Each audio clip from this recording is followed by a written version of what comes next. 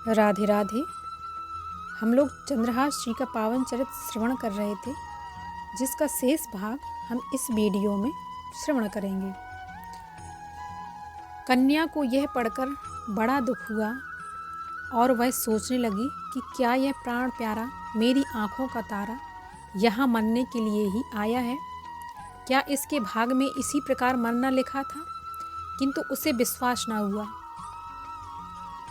वह फिर सोचने लगी कि मेरे पिता तो बहुत दिन से मेरे लिए किसी सुंदर वर की खोज में थे और यहाँ से जाने के समय भी यह कह गए थे कि पुत्री के लिए कोई वर तलाश करके शीघ्र ही विवाह कर देना है। मालूम होता है कि मेरे ही लिए यह वर उन्होंने यहाँ भेजा है। भूल से यह जल्दी के कारण यानी विष शब्द के आगे या लगाना रह गया है, अर्थात विषया की जगह भूल से केवल विष ही लिखकर रह गया है, इसीलिए इसे ठीक कर देना ही चाहिए।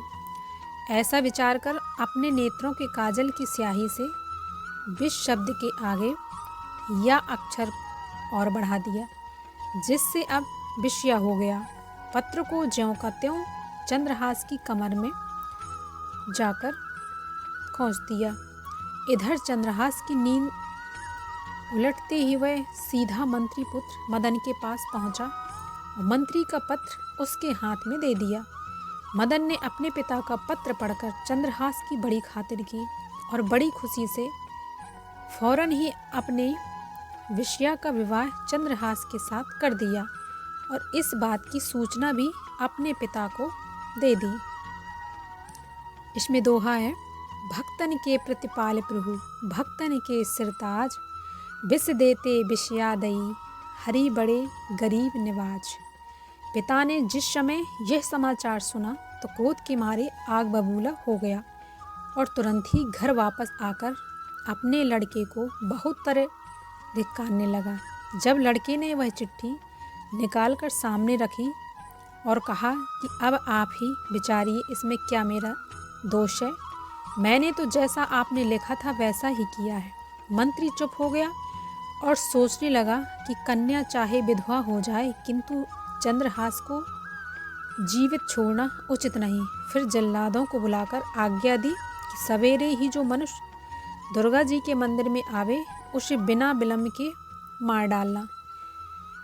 इधर चंद्रहास से कहा कि बेटे, हमारे यहाँ यह नियम सदा से चला आया है कि विवाह के पश्चात दुर्गा जी का पूजन करना होता है। सो कुछ कल सूर्य नारायण के उदय होते ही पहले दुर्गा जी के मंदिर में पूजा कराना। इधर ये षड्यंत्र रचा जा रहा था, उधर भक्तों के हितकारी भगवान की कुछ और ही इच्छा थी।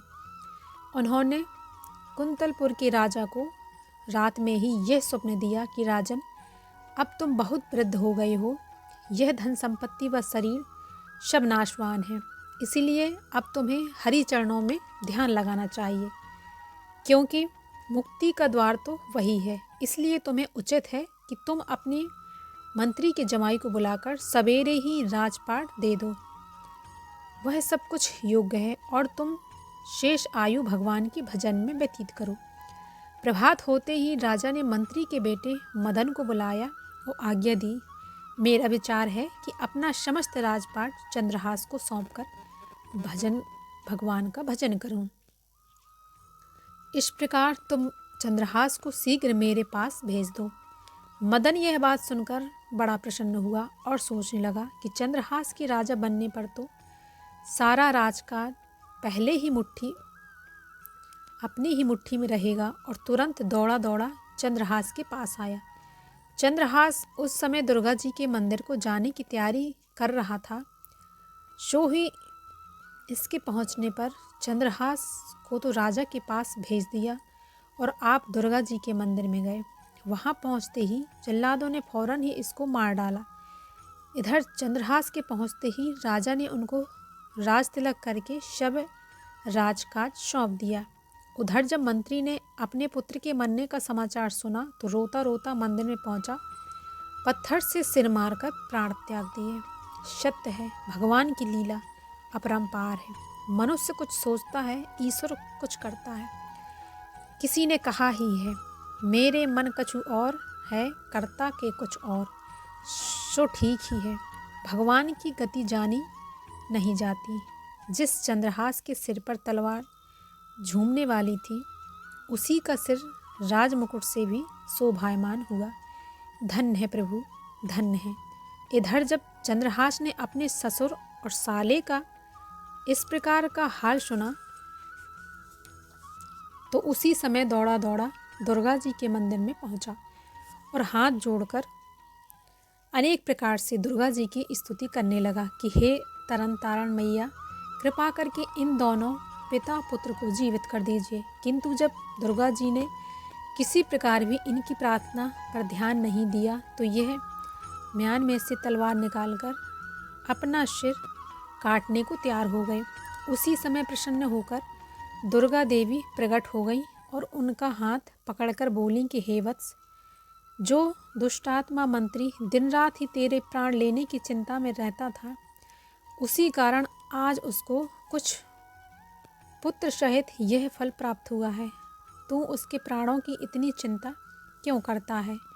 इसको जीवित करना तो सर्प को दूध पिलाना है। इसीलिए पुत्र, इसे अपनी करनी का फल चखने दो। चंद्रहास फिर हाथ जोड़कर कहने लगा, माता, आपका वचन सत्य है, किंतु आप तो सर्व सामर्थ्यवान हैं।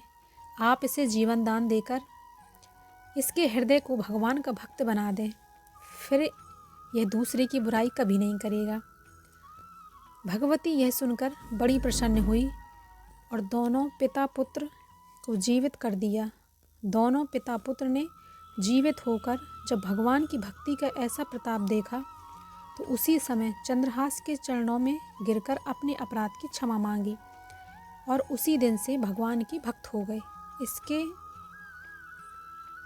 अनंतर महाराज चंद्रहास ने 300 वर्ष पर्यंत राज किया और अपने शासन काल में भगवत भक्ति का खूब प्रचार प्रसार किया।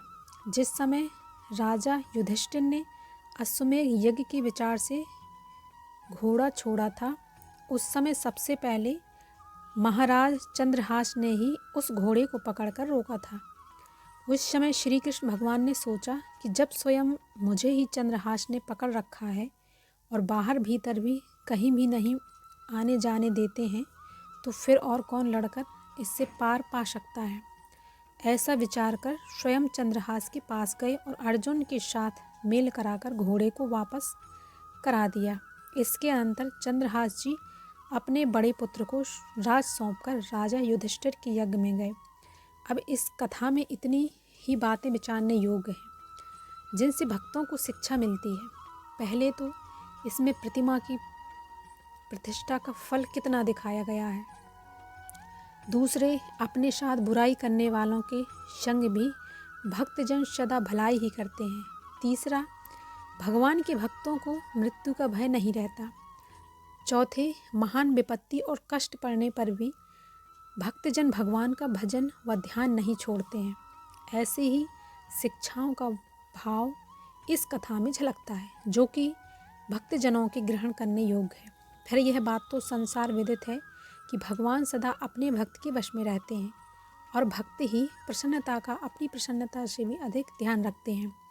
यदि भगवान चाहते तो बलपूर्वक भी घोड़ा छुड़ा सकते थे, किंतु भक्त का मान रखने के लिए हाथ जोड़कर प्रार्थना की और क्रोध तनिक भी नहीं किया। सर्वशक्तिमान भगवान तो सभी सामर्थ्य हैं, तो पल भर में करोड़ों को रच सकते हैं और नाश कर सकते हैं। वही भक्त ही प्रसन्नता के लिए हाथ भी जोड़ते हैं। धन्य है प्रभु ऐसे भगवान को जो नर नहीं भजते हैं। उनके समान अधम इस संसार में और दूसरा कौन हो सकता है। राधे राधे।